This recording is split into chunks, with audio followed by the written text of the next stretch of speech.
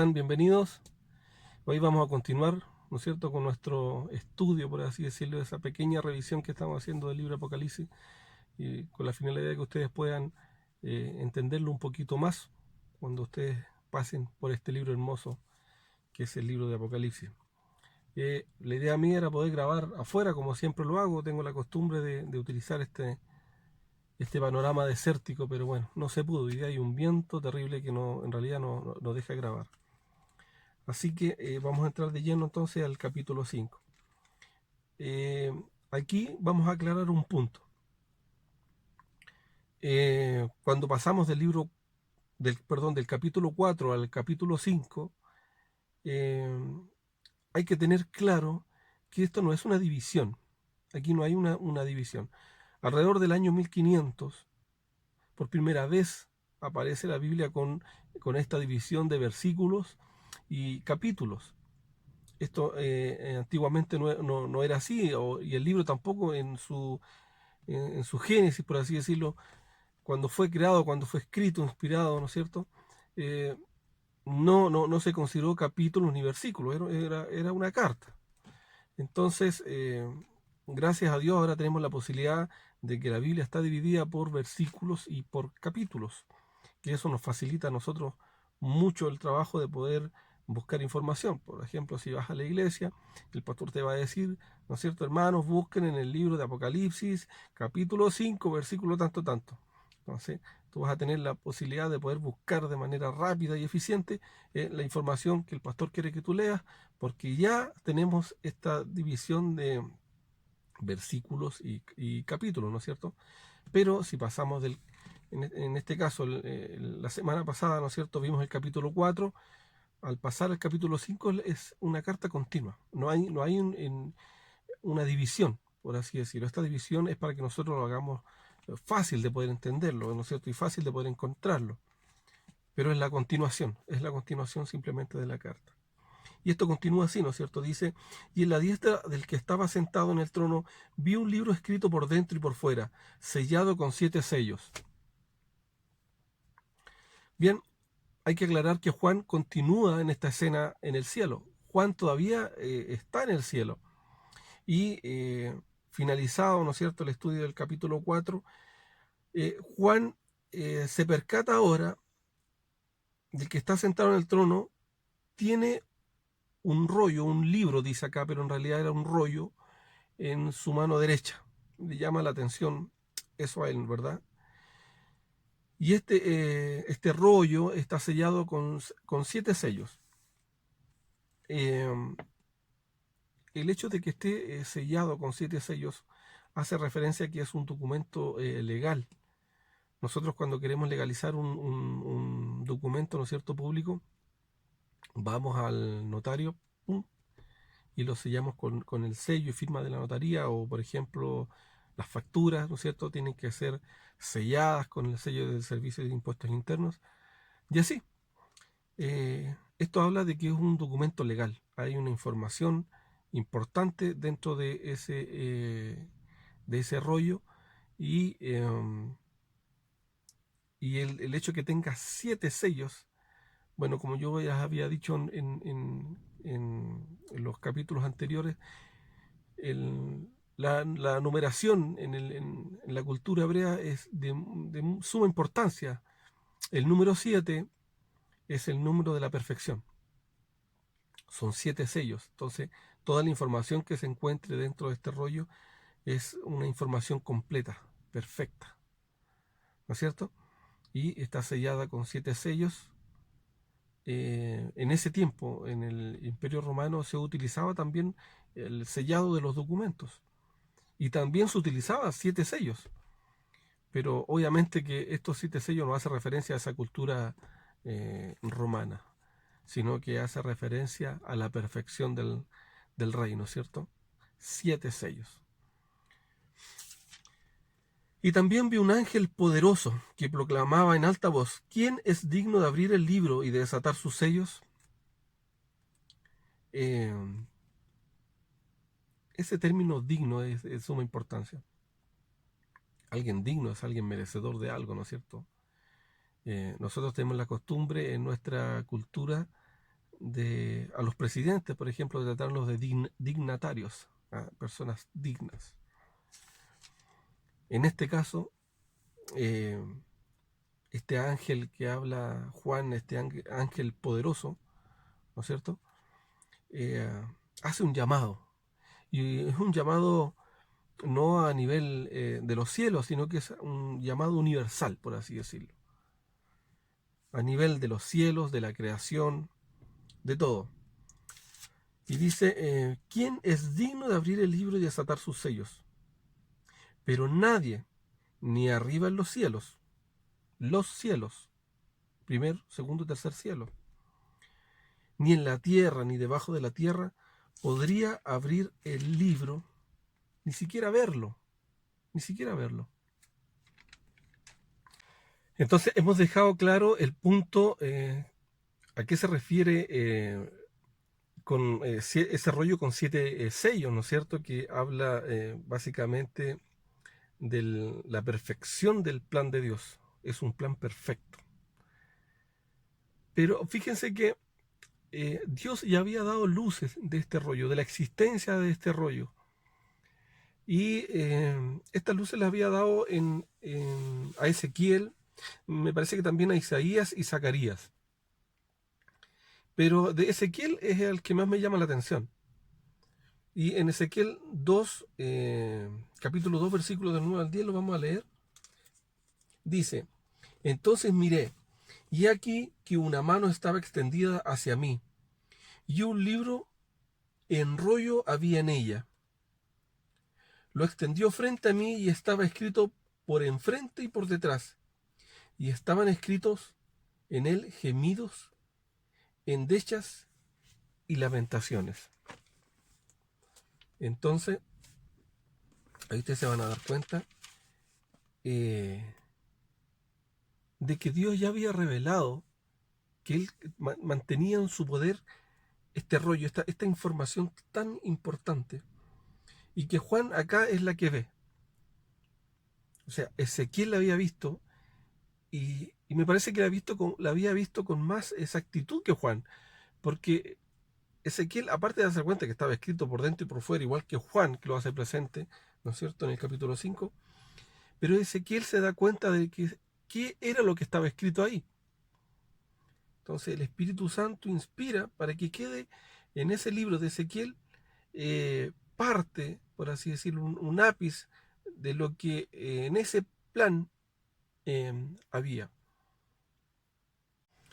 En los versículos 2 y 3 entonces vemos ese desafío hecho, ¿no es cierto?, por ese ángel grande que habla, ese ángel poderoso, de que no se encontró a nadie digno de abrir el rollo. Y Juan se acongoja por esto, porque no hay nadie digno. O sea, ¿quién puede abrir ese rollo? Y Juan se da cuenta de que es importante la información que está en ese rollo. Esa información que tiene ese rollo va en directa relación con la humanidad. Entonces, Juan entiende, yo creo, en su corazón, de que esa información es de suma importancia, pero no hay nadie digno para que lo pueda abrir, y yo creo que es abrumador y es desesperante para Juan de ver cuán cerca está de él la información, que existe un documento donde se revela eh, el plan de Dios, pero cómo nadie va a ver, eh, o cómo no va a haber nadie digno de poder abrir ese rollo. Yo creo que esa era una de las penas y uno de los dolores más grandes que sentía Juan en su corazón. Entonces me dijo uno de los ancianos, no llores, he aquí el león de la tribu de Judá, la raíz de David ha vencido, él abrirá el libro y sus 7 sellos. Yo creo que ahí a Juan por fin le entra, ¿no es cierto?, el alma al cuerpo, y puede sentir alegría porque sabe que hay un vencedor. Y aquí se presenta como el león de la tribu de Judá. Esta referencia del león de la tribu de Judá viene del libro de Génesis y hace referencia a cuando Jacob está agonizando, está en su lecho de muerte, ¿no es cierto? Él llama a sus 12 hijos, para bendecir a cada uno, pero en realidad detrás de esa bendición hay un mensaje profético en realidad. Y, y el mensaje que le entrega a Judá, él le hace referencia a este término cachorro de león. Él profetizó que desde el linaje de Judá iba a venir el Salvador, el Rey de Reyes, el Señor de Señores. Entonces, de ahí es que nace este término del león de la tribu de Judá, que hace referencia a Cristo, que lo presenta como ese león. Pero esa imagen de león hace referencia a la segunda venida, porque él en su primera venida viene como el cordero. Entonces aquí nos vamos a dar cuenta que en el libro de Apocalipsis capítulo 5 vamos a encontrar esas dos imágenes eh, importantes, ¿no es cierto?, en este capítulo, que es la imagen del león de la tribu de Judá y la imagen del cordero, que después lo vamos a ver una vez que empecemos a desglosar más ya el capítulo.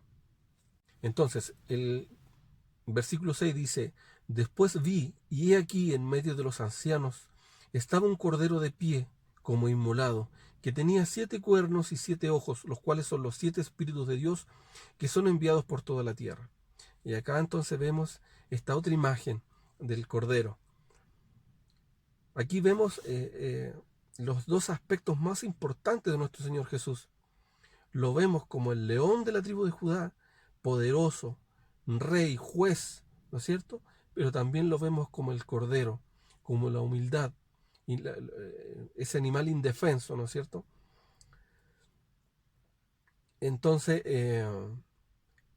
eso, esas dos figuras, el león y el cordero, esas dos labores que tiene Cristo, es lo que finalmente le permite y le da la dignidad, como dice la Biblia, para poder abrir los sellos.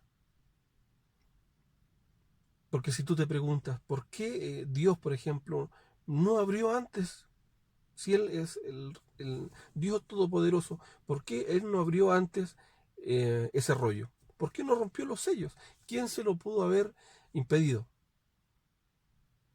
Pero te vas a dar cuenta que si ese rollo hubiese sido abierto, nadie, nadie en esta tierra estaría vivo. Nadie habría sido merecedor de la vida eterna, del perdón de los pecados. Nadie. Porque él hubiese cumplido su labor de juez, toda vez que en este rollo, eh, eh, como hemos visto en el libro de Ezequiel, contenía cosas dolorosas, juicios para el mundo. Pero faltaba la labor salvadora, redentora. Entonces faltaba esa imagen de cordero. Tenemos, ¿no es cierto?, la imagen del león de la tribu de Judá, la segunda venida de Cristo, el Rey de Reyes. Él viene a juzgar, Él viene a regir como juez. Pero si no hubiese cumplido su labor como cordero, ninguno de nosotros hubiésemos tenido la oportunidad siquiera de poder optar a la vida. Dios cumplió esa labor redentora como el cordero y que le va a permitir ahora venir como el león con toda autoridad, porque Él ya cumplió su labor completa, su labor integral. Él ahora es digno de poder abrir los sellos. Ahora, la imagen de este cordero es un poco extraña, ¿no es cierto?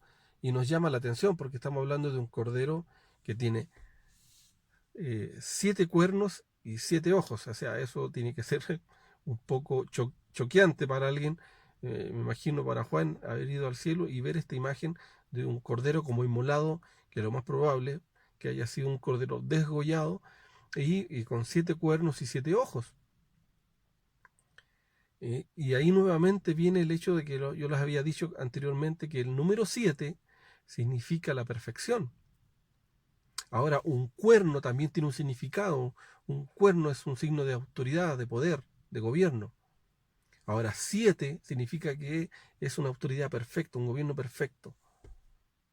Ese cordero era un cordero indefenso que se entregó, ¿no es cierto?, y fue inmolado.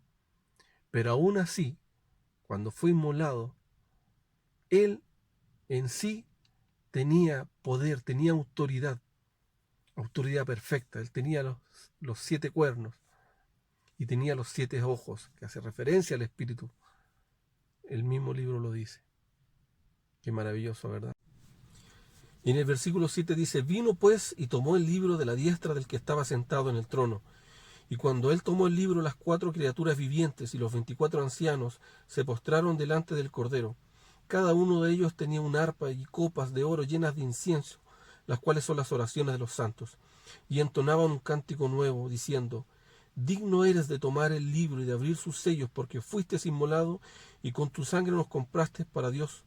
De todo linaje, lengua, pueblo y raza, lo hiciste reyes y sacerdotes para nuestro Dios, y reinarán sobre toda la tierra.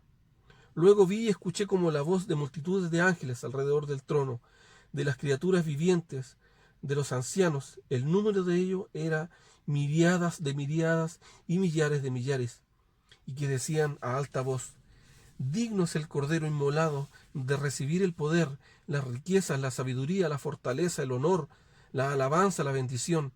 Y toda criatura que está en los cielos, en la tierra, debajo de la tierra y en el mar, y todas las cosas que hay en ellas. Enseguida escuché al que estaba sentado en el trono que dijo: al Cordero sea la bendición, el honor, la alabanza, el dominio, por siempre y para siempre. Y las 4 criaturas vivientes decían amén, y los ancianos se postraron y adoraron. Esta imagen es impactante. Aquí, en realidad, y resumiendo para no hacer largo el capítulo 5, aquí hace referencia a la labor redentora que tuvo Cristo. Su labor redentora, como el Cordero que se entregó para el perdón de los pecados de toda la creación. Y yo hace unos días atrás hice un video también y hacía referencia a esta obra redentora que no tiene, es atemporal, que incluye a toda la creación desde el principio hasta el fin. No es para un periodo X, sino que acá confluye toda la creación, fuera de tiempo, en su totalidad. Y aquí vemos que con esa labor redentora que Él hace como el Cordero, Él se hace digno. Digno lo ha sido siempre en realidad. Pero esta labor redentora lo hace digno de abrir ese rollo. Y ahí vemos una labor redentora, pero una muestra de amor impresionante. Una muestra de amor impresionante. Porque Él se abstuvo de haber abierto ese rollo que ya fue mostrado en un ápice, por así decirlo, en el Antiguo Testamento, se mantuvo guardado hasta que el Señor cumpliera su labor redentora. Antes no fue abierto. Si ese rollo hubiese sido abierto con anterioridad, nadie hubiese sido merecedor de absolutamente nada y la creación hubiese sido destruida. Porque cuando el hombre pecó, cayó también la creación. Cayó, ¿no es cierto?, también la tierra. Y la tierra fue maldita por culpa del pecado del hombre. La labor redentora de Cristo en este caso fue tremenda. Fue tremenda. O sea, una labor de amor que no tiene parangón. Jamás se va a ver una demostración de amor como esta, jamás, nunca en la historia de la humanidad. Y aquí se refleja de la manera en que la creación lo adora. Aquí, después que sucede todo esto, que Él recibe el rollo, ¿no es cierto?, que Él es digno de poder abrir el rollo, se muestra la adoración. Y aquí hay una adoración global, una adoración integral. Aquí hay una adoración de todo lo creado. Lo adoran las criaturas angelicales, celestiales, lo adoran las criaturas terrenales, lo adora todo el mundo. Él es el merecedor de la adoración.